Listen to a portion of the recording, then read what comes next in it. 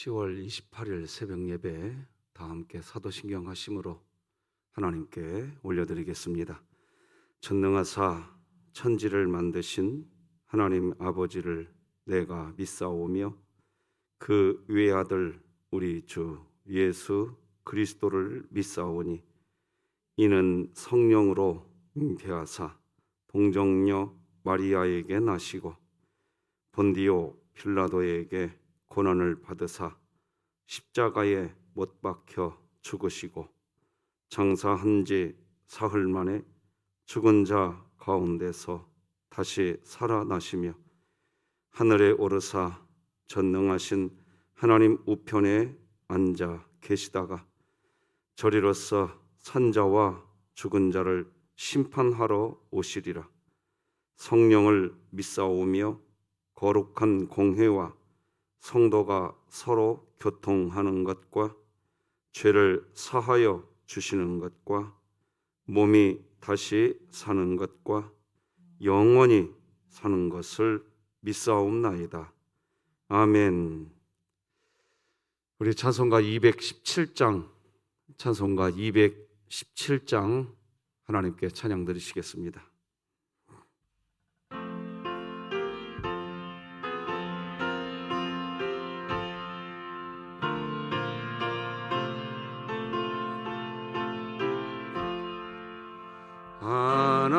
하나님이 말씀하시기를 내 마음을 나에게 바치오라. 너 어디 있든지 날 섬기며 기쁘게 날 항상 의지하라.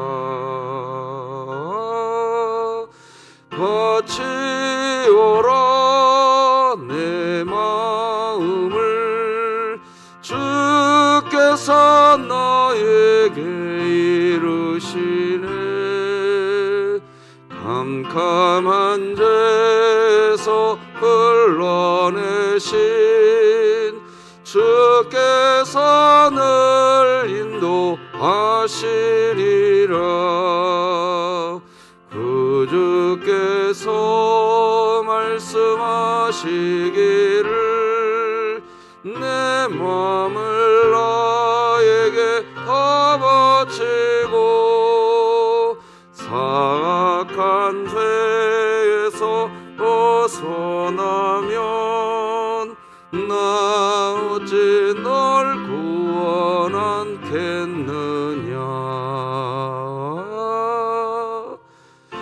바치오라 내 마음을 주께서 나에게 이르시네. 캄캄한 죄에서 흘러내신 주께서 늘 인도하시리라. 성령께서 말씀하시기를 가진 바 모든 것 다 맡기고 내 맘도 기쁘게 바치오라. 풍성한 은혜를 더하리라. 바치오라 내 마음을 주께서 나에게 이르시네. 캄캄한 죄에서 흘러내신 주께서 늘 인도하시리라. 아멘.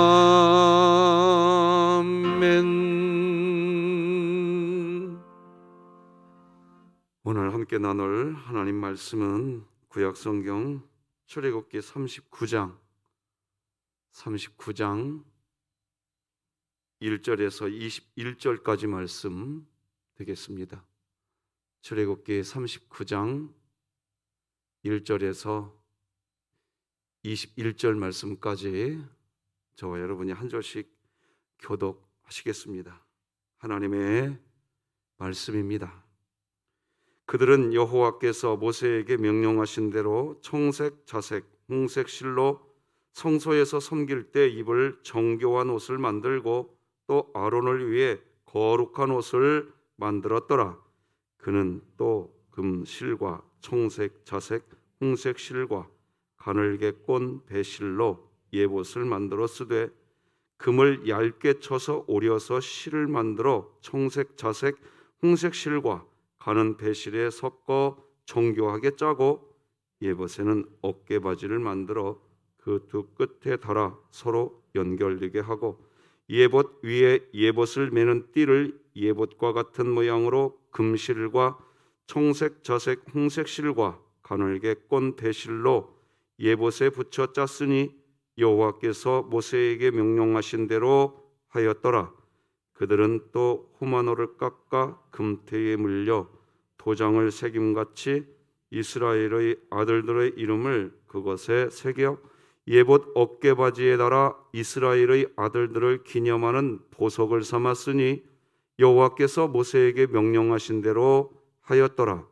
그가 또 흉패를 정교하게 짜되 예봇과 같은 모양으로 금실과 청색, 자색, 홍색 실과 가늘게 꼰 배실로 하였으니 그것의 길이가 한 뼘, 너비가 한 뼘으로 네모가 반듯하고 두 겹이며 그것에 네 줄 보석을 물렸으니 곧 홍보석, 황옥, 녹주옥이 첫 줄이요 둘째 줄은 석류석, 남보석, 홍만호요 셋째 줄은 호박, 백만호, 자수정이요 넷째 줄은 녹보석, 호만호, 벽옥이라 다 금태에 물렸으니 이 보석들은 이스라엘의 아들들의 이름 곧 그들의 이름대로 12이라 도장을 새김같이 그 12지파의 각 이름을 새겼으며 그들이 또 순금으로 노끈처럼 사슬을 따 흉패에 붙이고 또 금태 둘과 금고리 둘을 만들어 그 두 고리를 흉패 두 끝에 달고 그 따은 두 금사슬을 흉패 끝 두 고리에 꿰매었으며 그 따은 두 사슬의 다른 두 끝을 예봇 앞 두 어깨바지의 금태에 매고 또 금고리 둘을 만들어 흉패 두 끝에 달았으니 곧 그 예봇을 마주한 안쪽 가장자리에 달았으며 또 금고리 둘을 만들어 예봇 앞 두 어깨바지 아래 매는 자리 가까운 쪽 곧 정교하게 짠 예봇 띠 위쪽에 달고 함께 읽겠습니다. 청색 끈으로 흉패 고리와 예봇 고리에 꿰어 흉패로 정교하게 짠 예봇 띠 위에 붙여서 예봇에서 벗어나지 않게 하였으니 여호와께서 모세에게 명령하신 대로 하였더라. 아멘. 하나님께 올려진 예물이 있습니다. 잠시 기도하십시다. 하나님 늘 살펴주시고 지켜주시는 우리 하나님 감사합니다. 오늘도 우리 강민이 왼쪽 눈 검진 갑니다. 하나님 지금까지 우리 강민이 지켜주신 것 같이 왼쪽 눈의 안압이 정상으로 나오게 도와주시고 공막이 튼튼하게 자리 잡게 하나님 붙잡아 주시며 강민이의 눈으로 주님이 주신 이 세상 선명하게 보면서 살아가도록 하나님 도와 주시옵소서. 귀한 가정을 우리 하나님께서 은혜의 손, 의의 손으로 꼭 붙잡아 주시고 사랑하는 강민이의 눈을 열어주시기를 소망하며 올려드리는 귀한 예물이나이다. 하나님 흠양하여 주시고 하나님의 뜻을 이루어가는 사랑하는 아들로 무럭무럭 자라나게 하여 주시옵시고 하나님 영광 거두어 주시옵소서. 예수님의 이름으로 기도드립니다. 아멘. 자, 우리 구호 오늘도 같이 외치고 말씀 나눕시다. 시작. 하나님의 말씀이 나를 신방하게 하라. 이 또한 지나가리라. 아멘. 자, 이사야 40장 31절 시작. 오직 여호와를 앙망하는 자는 새 힘을 얻으리니 독수리가 날개치며 올라감 같을 것이요 다른 박질하여도 곤비하지 아니하겠고 걸어가도 피곤하지 아니하리로다. 아멘. 3분 기도 사역, 우리 진흥교회 코로나 시대에 우리의 숨결이 되시기를 바랍니다. 오늘은 성경에 기록된 바로 그 교회, 이런 제목으로 말씀 나누겠습니다. 여러분, 교회는 어떤 곳이어야 할까요? 어떤 모습이 교회의 진짜 모습이지요? 요즘에 이 고민이 저의 고민입니다. 얼마 전에 한 젊은이가, 우리나라 젊은이에요, 자기의 페북에 올린 글 하나가 기독교 사이트에 아주 회자가 되었습니다. 고스란히 한번 읽어드리겠습니다. 지긋지긋했다. 필립 얀시는 교회를 나의 고민, 나의 사랑이라고 했지만 나에게 교회는 나의 고민, 나의 고민이었다. 태어나 보니 목사 아들이라 많은 날을 교회에서 살았다. 그동안 별의별 꼴을 다 보았다. 특히 나는 코로나19 시대를 한국에서 지내면서 이게 교회인가 하는 생각까지 하게 되었다. 대화가 안 되는 것은 그렇다고 해도 십자가와 태극기, 그리고 미국의 성조기를 들고 거리에서 흔들어대는 교회, 코로나19 백신에 사탄의 칩이 들어있으니 절대 백신을 맞으면 안 된다고 떠들어대는 교회, 그러다 보니 언젠가부터 교회만 생각해도 가슴이 답답했다. 나는 솔직히 너무나 궁금하다. 지금 내 눈으로 보고 있는 교회가 성경이 말하는 교회가 아니라는 마음이 든다. 그래서 나는 이제 과감하게 교회를 떠나고 싶다. 이건 솔직한 어느 한 젊은이의 글입니다. 지금 우리 주변에는 이런 젊은이들이 한두 명이 아닙니다. 지난 9월에 각 교단별로 총회를 개최했는데 총회에 보고된 바로는 코로나 기간 중에 교회를 떠난 사람이 공식적으로 40만 명이라고 하는 통계가 나왔습니다. 그러니까 100명 모이는 교회 1000개, 100명이 모이는 교회 1000개가 지난 1년 사이에 우리 한국교회에서 1000개가 아니라 4000개죠. 4000개. 100명이 모이는 4000개 교회가 지난 1년 사이에 한국교회에서 사라졌습니다. 이런 상황이 되자 여러분들은 처음 듣는 목사님이실 텐데 박영호 목사님이라고 이런 책을 냈어요. 다시 만나는 교회. 이 책의 요지는 이것입니다.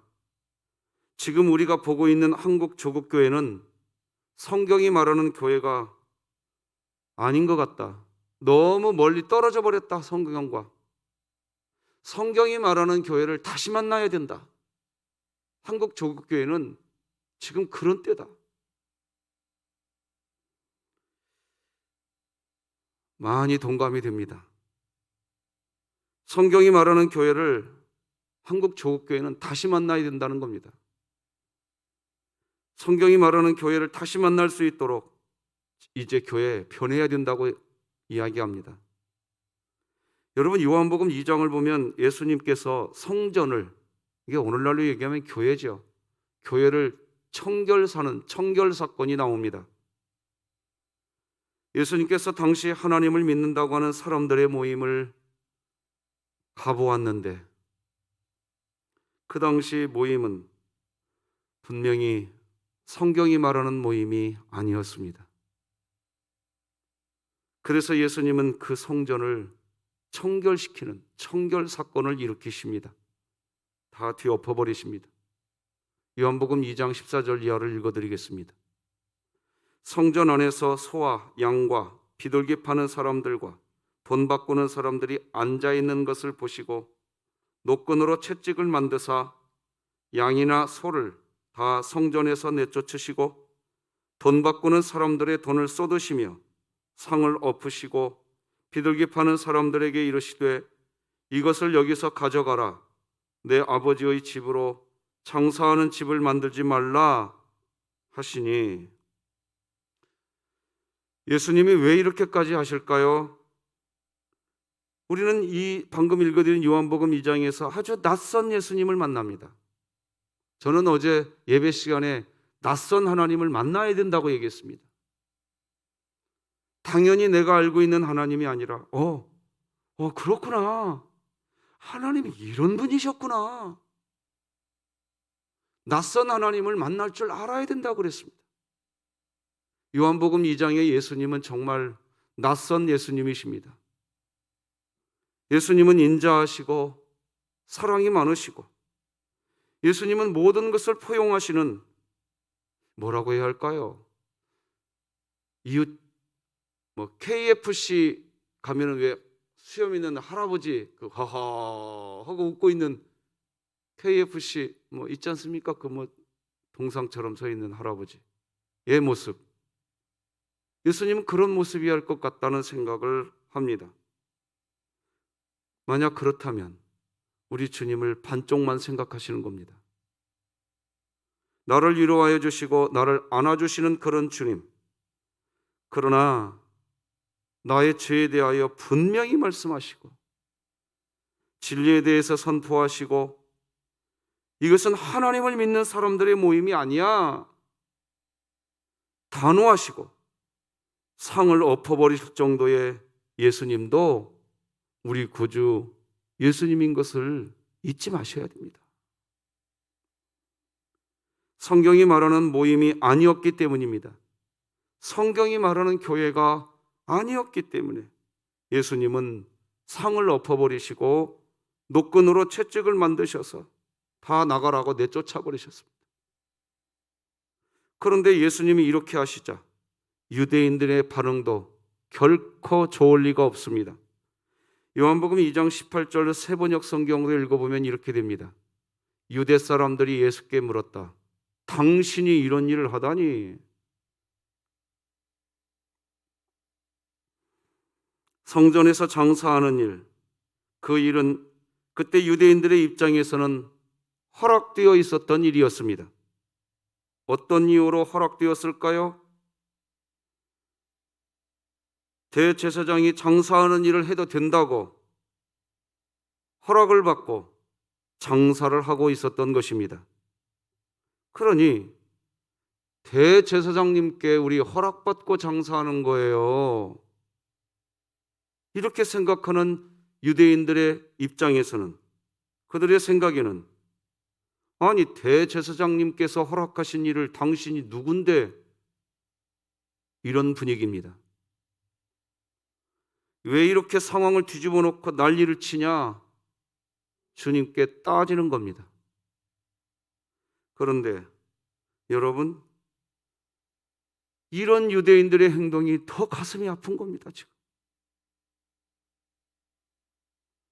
성전이 아니고 교회가 아닌데, 그런데 그런 성경이 말하는 모습이 아닌데 대제사장에게 허락을 받고 장사한다고 하는 이러한 태도, 너무나 당연한 태도,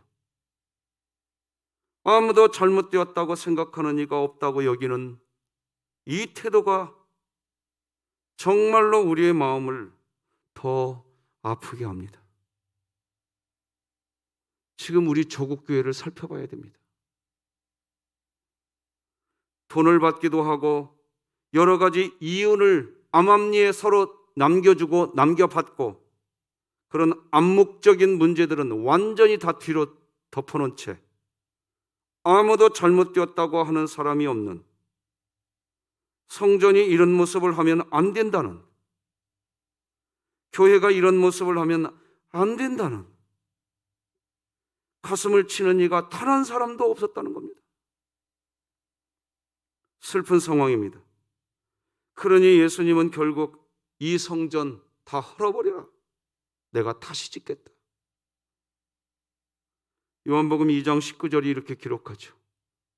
예수께서 대답하여 이르시되 너희가 이 성전을 헐어라, 내가 사흘 동안에 일으키리라. 바로 이것입니다. 우리 조국교회가 코로나19 시대를 지나면서 교회는 민낯이 여실히 드러났습니다. 수많은 사람들이 더 이상 이런 교회는 다니고 싶지 않다고 이야기합니다. 그래서 박용호 목사님은 성경이 말하는 진짜 교회, 다시 만나고 싶다, 다시 교회가 세워져야 된다고, 어찌 보면 다시 만나고 싶은 이 교회라는 이 책을 읽으면서 성전 헐어버려라, 다시 세워야겠다, 그런 주님을 만나는 느낌입니다. 그렇다면 교회는 어떤 곳이어야 할까요? 교회는 세상과 하나님을, 하나님과 세상을 연결해주는 통로가 되어야 됩니다. 교회는 빛이 되어야 되고요, 소금이 되어야 됩니다. 믿으시기 바랍니다. 오늘 본문이 그것을 이야기합니다. 오늘 본문 1절을 보면 성소에서 제사의 직분을 감당해야 할 제사장이 입는 옷을 만든 부분에 대한 이야기를 합니다. 같이 한번 읽어볼까요? 1절 시작. 그들은 여호와께서 모세에게 명령하신 대로 청색, 자색, 홍색 실로 성소에서 섬길 때 입을 정교한 옷을 만들고 또 아론을 위해 거룩한 옷을 만들었더라. 이게 제사 드릴 때 입어야 할 옷이 따로 있었다는 겁니다. 구약시대 제사장들이 입어야 할 옷이 있었습니다. 오늘날 여러분과 제가 제사장입니다. 우리들도 예배 드릴 때 입어야 할 옷이 따로 있다는 얘기입니다. 그 옷은 거룩한 옷을 입어야 된다는 겁니다. 제사장은 왜 이런 거룩한 옷, 왜 정교한 이런 옷을 입고, 왜 성소에서 이런 옷을 입어야만 성소에서 제사 드리는 그 사명을 감당할 수 있었을까요? 한번 따라서 하십시다. 제사장이 교회이기 때문에. 새벽이지만 한 번 더 따라서 하십시다. 내가 교회이기 때문에. 내가 교회이기 때문입니다. 제사장이 교회이기 때문이고 내가 교회이기 때문이에요. 그래서 우리는 예배 드릴 때 거룩한 옷을 입어야 돼요. 그건 뭐냐? 예수 그리스도로 옷 입으시기를 주님의 이름으로 축복합니다. 건물이 교회가 아닙니다. 건물 안에 하나님을 믿는 사람의 모임이 교회입니다. 제사장은 교회였습니다. 그래서 대제사장은 예수님으로서 하나님과 사람을 연결하신 분이시듯 교회는 하나님과 세상을 연결하는 연결 통로인 겁니다. 왜 제사장이 성소에서 입어야 하는 옷, 거기에 왜 이스라엘의 아들들의 이름을 새겼을까요? 6절, 7절 읽어드리겠습니다.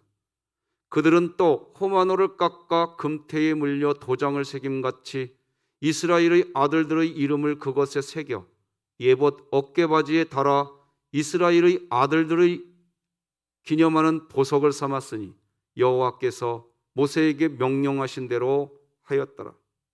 여러분, 제사장의 옷이 왜 거룩한 옷이 되느냐? 이스라엘의 아들들의 이름을 그 옷에 새겨놨다는 겁니다. 이게 뭘 의미하는 것일까요? 제사장은 왜 하나님께 제사 드리는 성소에서 일을 할 때 이스라엘 백성들의 이름이 적힌 호마노를 달고 있을까요? 제사장이 성소에서 제사의 일을 하는 것은 하나님과 이스라엘 백성들을 연결시키는 통로이기 때문이 그런 겁니다. 교회는 하나님과 세상을 연결시키는 통로가 되어야 됩니다. 그런데 예수님 당시에 성전에서 일하는 사람들은 하나님과 세상을 연결시키는 일을 하지 않았습니다. 자기에게 돈이 되는 일을 하고 있었을 뿐입니다. 반복해서 말씀을 드리지만 왜 코로나19 기간에 예배당 예배를 우리는 주일날 육보로 나누어서 드리고 왜 소그룹 모임을 멈추었습니까? 왜 교회는 교회의 이익을 우선하지 않고 있습니까?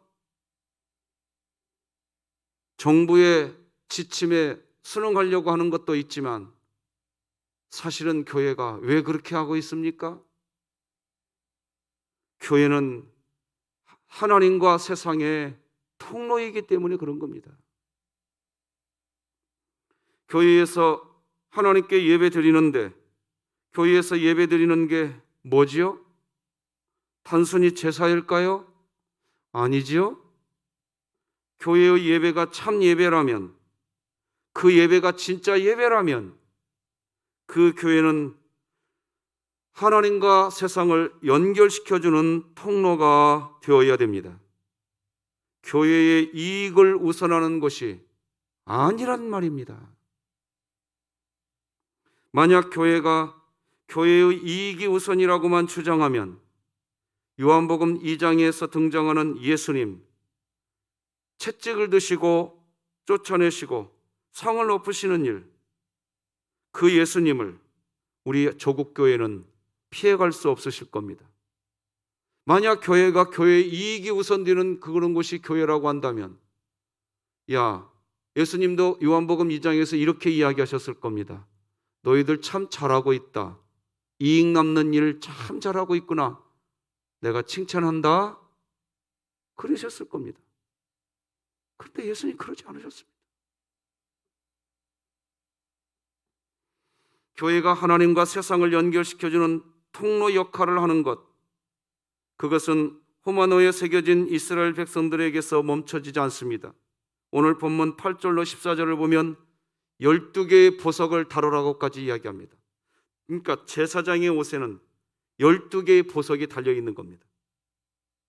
그런데 이 12개의 보석에다가 또다시 이스라엘 아들들의 이름을 새기라고 하는데, 단순히 펜으로 글씨를 쓰듯 새기라는 것이 아니라 도장을 파듯 이름을 새기라고 얘기합니다. 8절 이하를 읽어드리겠습니다. 그가 또 형패를 정교하게 짜되 예봇과 같은 모양으로 금실과 청색, 자색, 홍색 실과 가늘게 꼰 배실로 하였으니 그것의 길이가 한 뼘, 너비가 한 뼘으로 네모가 반듯하고 두 겹이며 그것에 네 줄 보석을 물렸으니 곧 홍보석, 황옥, 녹주옥이 첫 줄이요 둘째 줄은 석류석, 남보석, 홍만호요 셋째 줄은 호박, 백만호, 자수정이요 넷째 줄은 녹보석, 호만호, 벽옥이라 다 금태에 물렸으니 이 보석들은 이스라엘의 아들들의 이름 곧 그들의 이름대로 12이라. 도장을 새김같이 그 12지파의 이름을 어떻게 하라고요? 새기라고 했어요. 왜 제사장은 성소에 들어가서 사명을 감당할 때 이렇게까지 해야 할까요? 왜 이스라엘 백성들의 이름을 펜으로 편하게 기록하는 것도 아니고 도장을 파듯 이스라엘 백성들의 이름을 새기는데 왜 보석에다가 새기라고 했을까요? 제사장, 즉 오늘날 예배자는, 즉 오늘날 교회는 세상을 보석처럼 여기면서 그들을 가슴에 품고 하나님께 예배하라는 뜻입니다. 믿으십니까? 교회의 존재 이유는 세상을 위해서 있는 겁니다. 우리는 세상에서 부름을 받았고 하나님께 예배드리고 하나님을 영광 돌리는 게 뭐냐? 그 세상을 보석처럼 여겨주는 겁니다. 이게 교회입니다. 그렇게 통로 역할을 하라는 거겠죠? 그렇게 통로 역할을 하는 상태, 교회가 교회의 이익을 위해서 하는 게 아니라 세상과 하나님을 연결해주는 통로 역할을 하고 있는 상태, 그 모습이 바로 성경이 말하는 교회이고 우리가 다시 만나고 싶은 교회인 겁니다. 말씀 맺겠습니다. 요한복음 2장에서 예수님은 성경이 말하는 교회가 아닌 세상 욕심으로 가득한 것을 뒤엎으셨습니다. 그리고 사흘 만에 다시 일으키시겠다고 하십니다. 예수께서 대답하여 이르시되 너희가 이 성전을 헐어라. 내가 사흘 동안에 일으키리라. 예수님이 사흘 만에 다시 제대로 된 교회를 세우시겠다고 하시자 사람들은 이 예루살렘 성전을 건축하는데 46년이나 걸렸는데 어떻게 3일 그 짧은 기간 안에 새롭게 세우겠냐 하느냐고 반문합니다. 요한복음 2장 20절이 나오죠. 유대인들이 이르되 이 성전은 46년 동안의 지었건을 네가 3일 동안에 일으키겠느냐 하더라. 그런데 이런 질문에 예수님이 다시 세우시겠다고 하신 이유는 성전된 예수님 자신의 육체를 가리켜서 한 말이라고 성경이 기록합니다. 그러나 예수는 성전된 자기 육체를 가리켜 말씀하신 것이라. 저는 여기에서 희망을 보게 됩니다. 어떻게 우리 조국 교회가 다시 성경에 기록된 바로 그 교회 될 수 있을 것인가? 고민이 된다고 했는데 저는 희망을 봅니다. 성경에 기록된 바로 그 교회가 되는 방법, 그것도 우리가 하는 일이 아닙니다. 우리는 성전된 예수님, 이미 우리 안에 와 계신 그 주님과 평화하면 되는 겁니다. 주님과 평화하는 것은 오늘 본문의 모세처럼 하나님이 말씀하신 그대로 순종하는 겁니다. 오늘 본문 21절 다 같이 읽어보십시다. 시작. 청색끈으로 흉패 고리와 예봇 고리에 꿰어 흉패로 정교하게 짠 예봇 띠 위에 붙여서 예봇에서 벗어지지 않게 하였으니 여호와께서 모세에게 명령하신 대로 하였더라. 아멘. 저는 지난 월요일 날 여러분과 함께 불렀던 찬송가 217장을 오늘 한 번 더 불러보고 싶었습니다. 217장 찬송가 가사가 바치어라 네 마음을, 바쳐라 후렴부에 이렇게 나오지 않습니까? 네 마음을. 사실 저는 우리 진흥교회 교우 여러분들에게 미안할 정도로 고마운 마음이 하나 있습니다.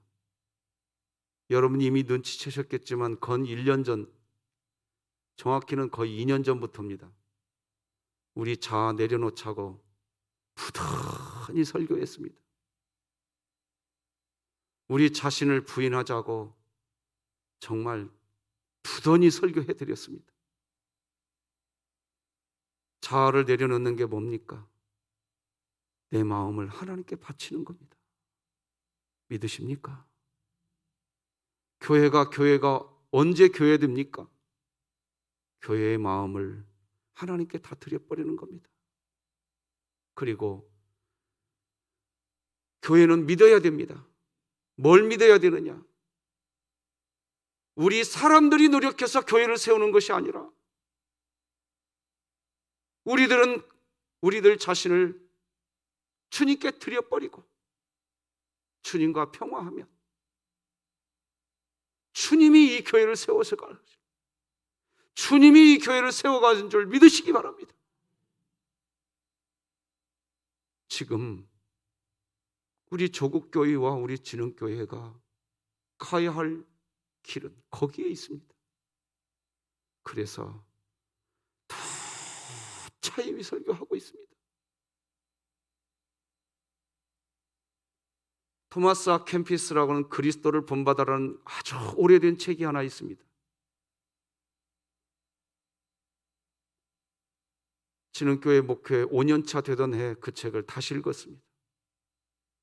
그리고 저 혼자 시간 날 때마다 성경 전체에서 뭘 이야기하나 많이 연구해 보았습니다. 그리고 답을 하나 찾았습니다. 우리 조국교회를 바라보고 지금 우리 진흥교회를 바라보면서 한 사람 설교자로 부름받은 제가 하나님 무엇을 설교해야 할까요? 그래도 깨어있는 우리 교회, 조국교회 안에 교수님들과 그래도 깨어있는 몇몇 분들과 만나서 대화를 해보면, 목사님, 지금은 우리 자아를 내려놓을 때입니다. 정말로 깨어있는 목사님들과 만나서 진지한 대화를 해보면 이구동성으로 하는 말이 그 얘기입니다. 저도 동의했습니다. 그래서 줄곧 그 설교 거의 2년 가까이 해왔습니다. 파치어라 네 마음을. 3주 전에 말씀드렸죠. 저는 지금도 오싹합니다. 등골이. 처음 본 분이었어요. 제가 사돈동을 한 바퀴 돌아가려고 하는데 어떤 분이 이 찬송을 앞에서 틀고 제 앞을 마치 인도에 가는 것처럼 제 앞을 지나가더라고요. 찬송가가 바뀔 줄 알았어요. 이 찬송가가 계속 반복되는 거예요. 사돈동을 한 바퀴 도는데 마치 내가 가야 할 길을 가는 것처럼 앞에서 어떤 어르신이 가면서 이 찬송을 틀고 가는데 하나님이 나를 이끌고 있다는 생각을 지울 수가 없었습니다. 내가 이 대목에서 우회전해야지. 그분이 우회전해서 갑니다. 내가 이 대목에서 좌회전해야지. 근데 그 앞에 내 앞에 가시는 분이 그 좌회전합니다. 순간 깨달아서 하나님 지금 저에게 말씀하고 계시는군요. 듣겠습니다. 파치어라 네 마음을 주께서 나에게 이르시네. 선명하게 막 가슴으로 마치 오늘 도장을 파듯이 박 목사의 네 가슴에 도장 파듯이 이 말 새겨놔라. 지금 조국교회가 도장을 파듯이 새겨놓고 내 이익, 내 유익을 하나님 앞에 기도하는 일을 하지 말라는 게 아닙니다. 우리도 하나님께 간구해야 됩니다.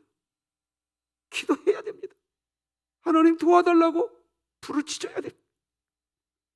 그런 시간이 있어야 됩니다. 그러나 그렇게 부르짖은 만큼 주님,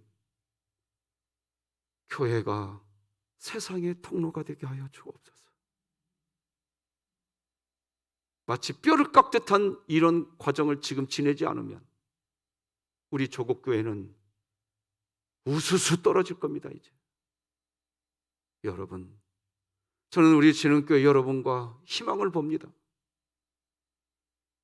오늘도 우리 마음 하나님께 바치고 하나님이 쓰시는 교회로, 하나님이 기뻐하시는 교회로 우리 자신, 우리 자아 내려놓고 그렇게 이 시대의 사명 감당한 뒤에 먼 훗날 주님이 우리 부를 때